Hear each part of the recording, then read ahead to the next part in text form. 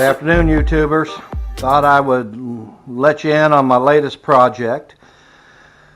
For those of you who are following my videos, SideBySideParts.net is being born as we speak. I'm spending my nights and weekends and all my time I've got sourcing products from all over the world, getting samples in that they say are quality, throwing them in the trash, finding other ones, finding hidden gems. I'm real excited.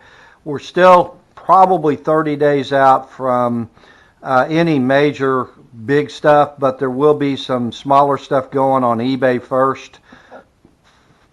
I'll let you all know. So one of the things I'm doing, as you all watched the previous video, if you haven't, go back, is I am putting together some of the nicest turn signal kits that I can produce in the industry with specialty turn signal levers, unlike some of that ugly stuff that's out there for $200, $300, $400. I'm putting together some really high quality sourcing units. Most of them are on their way. Samples keep coming in and I keep throwing some of them out. They say they're right, they're not. But I think I have found 2 or 3 versions that you'll get to take your pick when you buy one.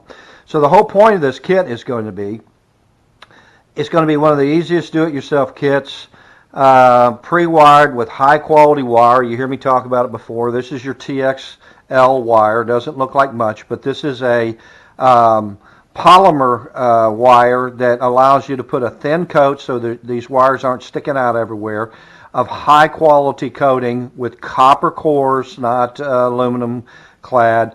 Copper cores. This is the stuff that your car manufacturers use to make sure your car runs right forever.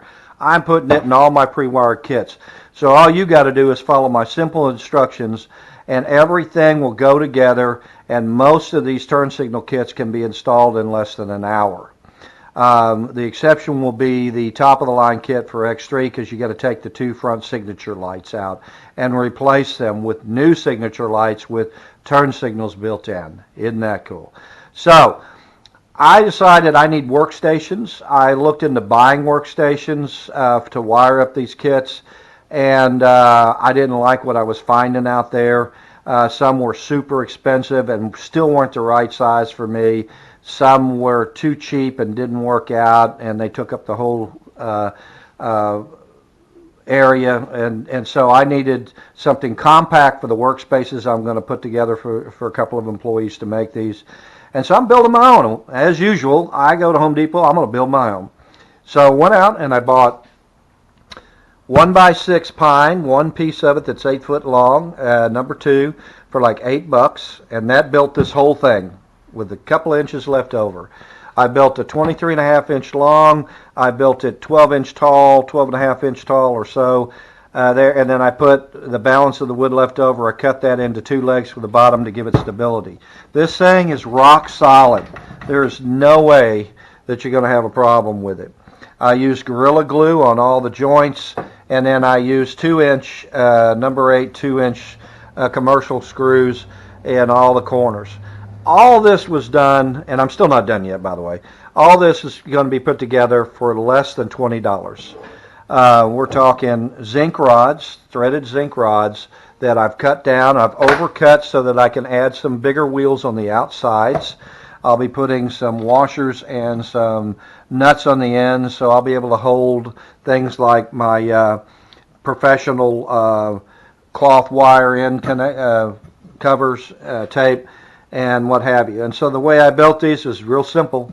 3 screws in the corners. What I did was I figured out what I was going to need. I have offset these rods, so one's closer to the front, one's closer to the back. That allows you to not have such a tall unit, and you can make more use of the space itself. So I can put bigger units up here, bigger than these, which I do have all laying around, and allows me on some of the blacks and reds in the TXL wire to keep bigger runs of it. And so put this thing together, use the 1 by, I think, 1/4 inch by 2 by 48 inch poplar piece. That was $2 and something. I'll put the second one at the top. What I've done is I've drilled in holes a little lower than dead center so that when I clean these up, I can put my stickers above there, what each gauge is and the color is, so that the employee can't make a mistake on it. I'm going to paint them up with some gray paint that I've got laying around. I seem to have too many cans of some colors of paint all over the place. And now I've got myself a real high quality unit. I'm going to go back, next time I'm at Home Depot, I'm going to buy a couple of the outdoor commercial cheap handles. That way you can carry these things around. They're pretty lightweight. And I got myself some a nice wire caddy for less than 20 bucks, so 19 bucks and change with tax. And so another great project for those of you who do wiring on your units and stuff, and need a way to keep it all together instead of in boxes, and where did I put that, and then you buy it again like me, and then you find 2 more rolls of it somewhere as you start digging. Anyway, nice caddy. Now, along with that, when I was at Home Depot, I decided to make my monthly run by the folks over at Harbor Freight. If those of you who haven't watched my previous video, go back on my videos and watch my video on Harbor Freight tools. Listen, I'm going to say it again. Harbor Freight tools are not top quality. There's very few products in there that are high quality that they sell. But they do sell a lot of things that you can use. And what they do sell, and what they're good at, is selling you products at a real low price, products that you're not going to use every day, that you're not going to wear out. Look, me, I use quality tools day in, day out. I have 6 or 7 versions of this 20 volt max VR. I love these units. I cannot break these, and they have paid for themselves tenfold. I've got 6 or 7 units of the M12, a little smaller unit. This little hammer drill is now taking the place of my DeWalt 20 volt hammer drill. It's lighter, it gets in corners easier. I love this little thing here too. These are tools I use every day, so I'm gonna spend money on quality tools. If you don't, those of you who already have, even on the crappy Sears brand, the batteries go bad, and then you're left with a piece of junk, or you're buying expensive batteries again that's still not going to last. So that's why I do that. But there are times when I need a tool and I don't need to overpay for it. I'll use it once a year, twice a year, once every 2 years. Why am I going to spend 3 times as much as I need to only use that tool once in a blue moon? That's stupid.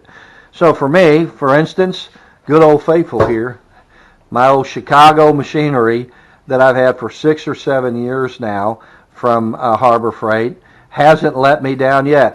Still runs great. It's not high quality, but it does the job. Here's how you change the speeds. You change the belt ratios up here. I mean, that's how it works. And this thing hasn't let me down and works like a champ every time I need it. But when I was by the other day, I got a little excited. I'd never seen this in there before, but apparently it's been there for a while.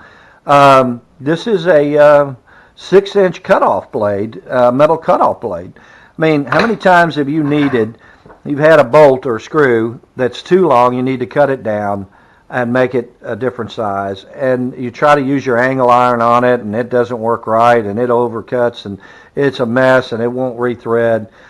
You wish you had one of these, but you never could afford one and do it, and buy one for once in a blue moon. Well, here you are. $42.95 I picked this puppy up for. 3 blades in a package separately for $5 and something. So for less than 50 bucks tax and all in, I got myself a 6-inch cutoff blade that has a 45-degree angle to it, that you can change the angles and cut up to 45 degrees on it, and it cuts like a champ. I mean, put your piece of metal in, whether it be aluminum tubing or metal tubing or whatever. This has an adjustable, these are threads with a little angle piece that goes down. Once you get to where you need to be, that stays in place, and then you twist it, tighten up on it, and this is how simple it is. Let's make sure I got gut and even behind it.